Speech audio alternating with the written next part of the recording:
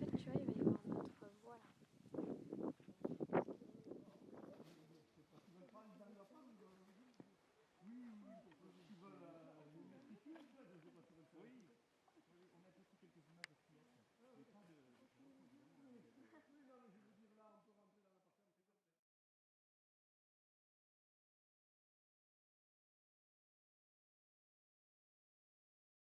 Disons qu'on on a fait une reconversion bio à partir de l'an 2000. D'accord.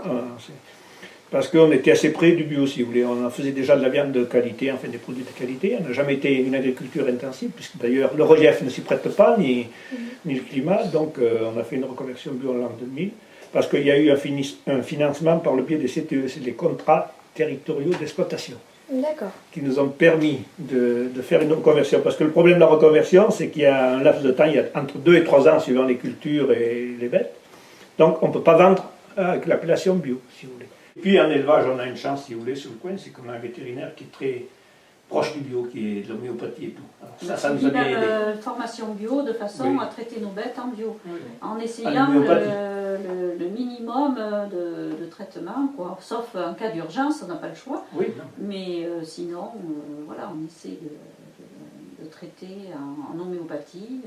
C'est pas toujours évident, mais il faut beaucoup d'observation pour arriver vraiment à soigner une bête en homéopathie, quoi. Mais bon, on y arrive.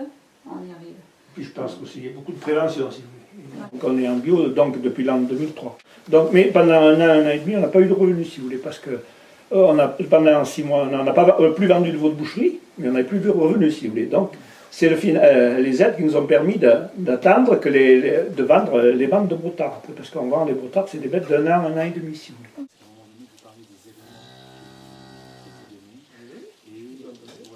C'est tout simple, qu'on les voit, qu'on les prenne en photo. Oui, mais vous l'emportez. Ah non, vous le laissez, oui. pas de souci. Disons que je leur donne la famille, mais les petits, je l'entends.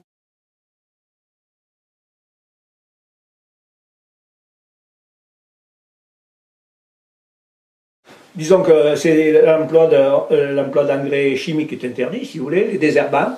Voilà. Et puis au niveau des traitements, c'est pareil, il faut des produits naturels, quoi, à base de plantes ou de tout ça. Certifié bio. Et certifié avec bio. La certification, le logo, parce que la certification, c'est le logo AB.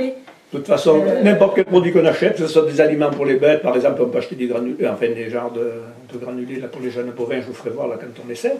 Mais il faut le logo bio sur les sacs, quoi. Enfin, bon, après, il y a, comment dire, au niveau des produits de traitement, c'est pareil, on utilise surtout de l'homéopathie, des purines d'ortie, oui, hein, au niveau des traitements, des purines d'ortie, mais on traite très peu, si vous voulez. Avant, on traitait 4-5 fois en framboisier.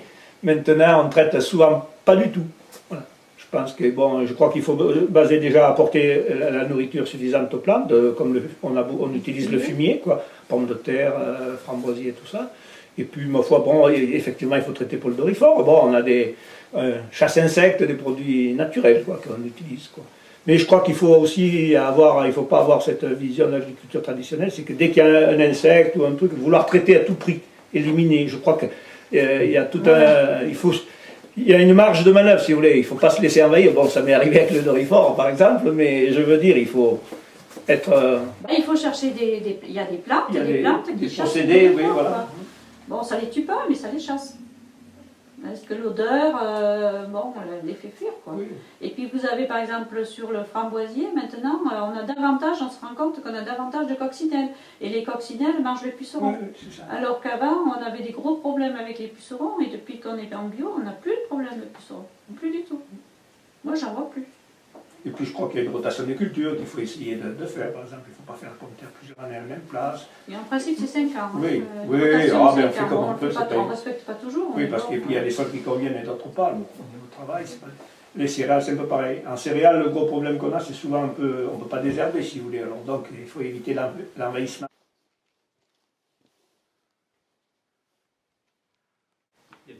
Ah oui.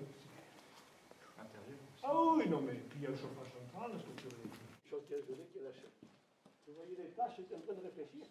Ça a inondé la mignonnerie. Et tout ça, c'est l'eau du...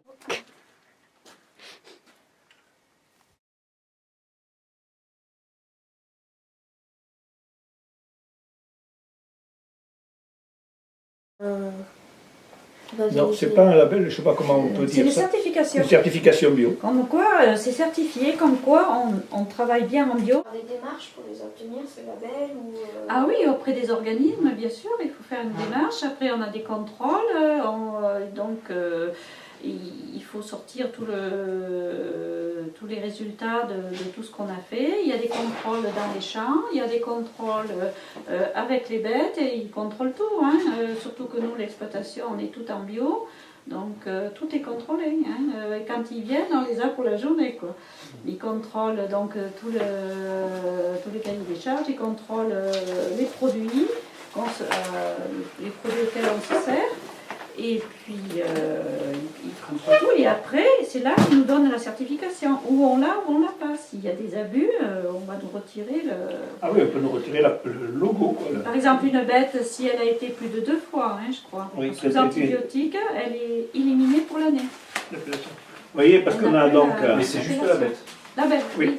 Tout. Alors vous voyez, ce que... À moins qu'il y ait vraiment... Il y a d'organismes en France qui sont indépendants, donc qui ont le droit de contrôler. Donc il y a beaucoup qui utilisent Ecocer, c'est le plus...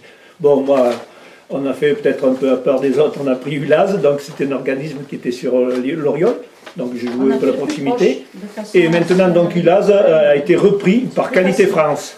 Donc maintenant c'est Qualité France. Bon, mais on a le droit d'utiliser le ULAS, quoi, c'est une marque. Alors voilà, donc ils font des contrôles annuels, et on a d'abord la licence, donc attestation d'engagement au respect du monde, donc suite au contrôle qu'ils nous font, ils nous le délivrent. Et si on n'a pas ça, on ne peut pas vendre. Voilà. Et on doit se notifier auprès de l'agence bio au niveau national, enfin il y a tout, vous pouvez le regarder, vous voyez, c'est donc c'est fait pour une période, là c'est par exemple valable du 1er janvier 2009 au 31 mars 2010. Alors d'ici là, on recevra un nouveau... Mais ça... atteste que l'opérateur, vous voyez, s'est engagé à respecter les règles. C'est un engagement qu'on a.